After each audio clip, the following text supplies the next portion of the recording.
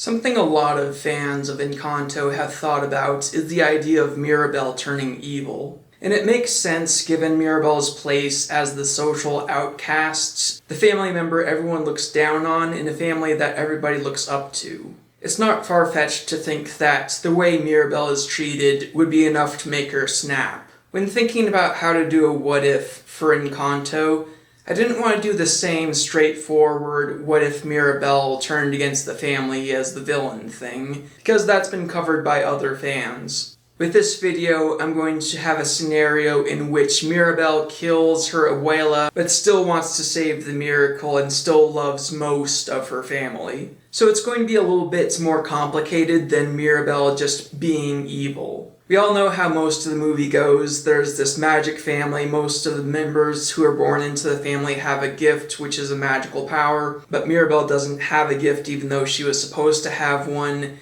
The magic starts dying, and she tries to figure out why. So long story short, Mirabel and Isabella end up singing the What Else Can I Do song. Mirabel has Isabella convinced to not go through with the wedding that she was just going to do for the sake of the family. And then Abuela Alma comes in and starts yelling at Mirabel. Abuela tells Mirabel that everything is her fault, that she's the reason the miracle is dying. That's when Mirabel realizes that the real reason the miracle has been dying has been because of all the things that Abuela has been putting the family through. It's because of Alma that Luisa has been overworked, Isabella has been stifled, and Mirabel can do no right in people's eyes. Normally this would be the part where Mirabel tells her what kind of monster she is to her face, but in this version of events, Mirabel's parents come in and separate them just before that can happen. Mirabel's father, Agustin, tells Abuela not to talk to Mirabel that way, while her mother, Julieta, escorts her to her room, comforting her all the way. Mirabel briefly talks to Casita about how she knows what's really wrong with the miracle, but she doesn't know what to do about it yet. It's not like she can just tell her grandmother to stop doing what she's doing. She's not going to listen. Like many others, Mirabel turns in for the night. As Mirabel sleeps, the door slowly creaks open, and Abuela Alma walks in, knife in hand. She's under the delusion that Mirabel is the one to blame and not herself, and she has only one solution for what she sees as an ungifted blight upon the family. But the Casita will not allow this. The floorboards snap and rattle, awakening Mirabel. Abuela advances with the knife, ready to plunge it into Mirabel's chest, and Mirabel barely grabs her wrist in time. The floorboards underneath Alma's feet knock her down, and the knife goes flying out of her hand. Mirabel rushes to grab the knife, and quickly thinks about her options. Only briefly does she think about trying to talk this out with Abuela. How do they come back from this? Then her rage takes over, ranting about the years of what she'd failed to recognize as abuse. And those years had culminated in Abuela almost destroying the magic, blaming it on Mirabel and almost killing her for it. It was too much. And then came a flash of relief. The solution to the miracle's problem had presented itself. Mirabel holds her down and stabs the knife into her back. She's not sure that that was enough, so she takes it out and stabs again, and again, and again. With her rage satiated, she takes a step back and thinks about what she's done with a different mindset. She had just killed her grandmother. She was standing in a house filled with people that wouldn't stand for this. And how would she explain this? Would anyone believe her if she told them that their abuela tried to kill her? Even now, the Casita flaps its floorboards slowly, mournfully, regretting what Mirabel had done. I had to do it, Casita, Mirabel pleads. She was going to kill me, and this was the only way to stop her. If I had let her live, things would only have gotten worse. Who knows what else she would have done? It takes a minute, but the Casita finally relents and accepts what she's done, however much pain it causes. The Casita suffers the task of helping Mirabel hide the body. They take the body down to the basement, but on the way they hear snoring coming from the dining room. Upon careful inspection, Mirabel finds Dolores, her head on the table. Mirabel sees a half-finished drink next to Dolores, and she quickly figures out that Alma had drugged her so that Dolores wouldn't hear her murder attempt. How ironic that the thing Alma had used to cover up her murder of Mirabel would be used to hide her own death. In the basement, the floorboard separates and the earth opens up. They put the body inside and it swallows her up for her to stay, possibly forever. Mirabel forges a letter talking about Abuela's made-up reasons for leaving and never coming back. A hard-to-believe concept, but this is the best she can come up with. She doesn't have much time, she hasn't had enough sleep, and she's rattled by the night's events. She double-checks that there are no lingering clues, and she goes back to bed, begging her body to go back to sleep. In the morning, she would have to act as if she'd had a whole night's rest. As soon as the forged letter is found, a family meeting is held. The note is read to the family, and most people there don't believe a word of it. Mirabel tries not to reveal herself, and luckily she's not the only suspect. Augustine tells the family, who cares if she's been murdered? She was only hurting this family, especially my daughter. And Julieta writes off the idea of murder, willing to accept the letter's words. If not for them, all fingers would have been pointed at Mirabel, who had the most reason to be upset with Abuela. At least this way there's much uncertainty.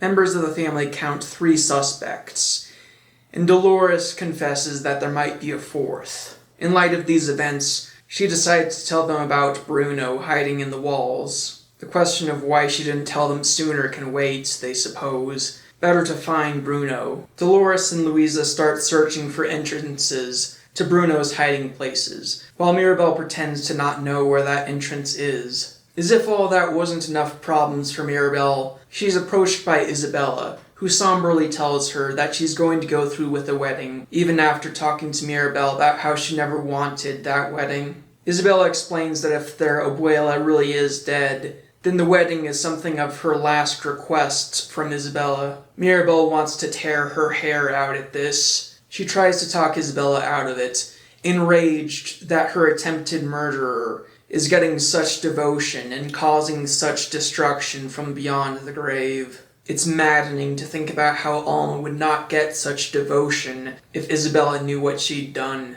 But Mirabel dared not explain what happened. Would they believe that it was self-defense? Now that she thinks about it, was it even self-defense? Alma had entered the room with murderous intent, but before she was killed, she was defenseless. And could Mirabel truly say that her intention was survival? Survival hadn't been her only thought. She was thinking about getting rid of the problem, about avenging what had been done to her. All those thoughts had been mixed in with survival, so she couldn't tell where one ended and the other began. Apologies for the lighting.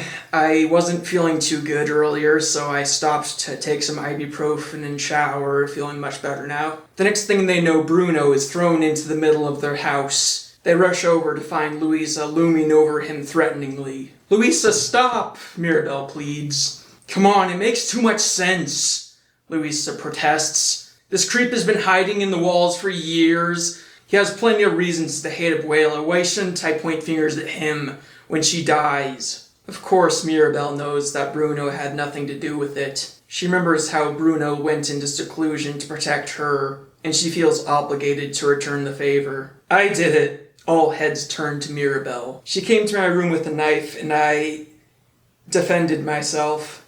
Isabella feels like an idiot for wanting to go through with that wedding. For the sake of Alma's last wish, she believes Mirabel instantly, recognizing her as the one who truly wants what's best for her.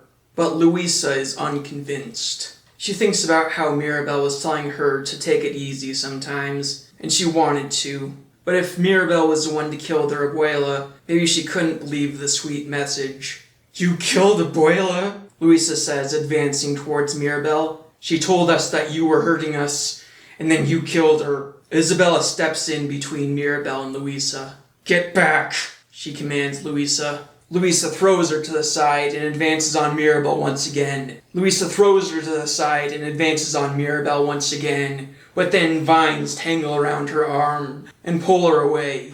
Isabel creates a tree trunk that extends sideways, smashing into Luisa. Luisa grabs the tree trunk, breaks a piece of it off, and hurls it at Isabella. Her control over her own plants allows her to instantly disintegrate that chunk of the tree trunk. And when that's gone, she sees that Luisa is charging towards her, leaving her little time to react. She tries to create a wall of cactus to separate them, but Louisa smashes through it, her tough skin disregarding the needles. She grabs Isabel by the neck and lifts her up. Mirabel pleads with them to stop. She tells them that the casita can vouch for her story. She asks Casita to flap a few of the floor tiles if she's telling the truth, and it does so, convincing them all. Louisa sets Isabella down, straining to accept this reality. With that, all members of the family believe her story, but she'll never forget the way they looked at her, and the way she almost tore her sisters apart. They probably won't forget either. A few of them insist on telling the rest of the Encanto's people, and Mirabel agrees because she doesn't feel like waiting until someone spills. At least this way, she can make sure what really happened is clearly communicated.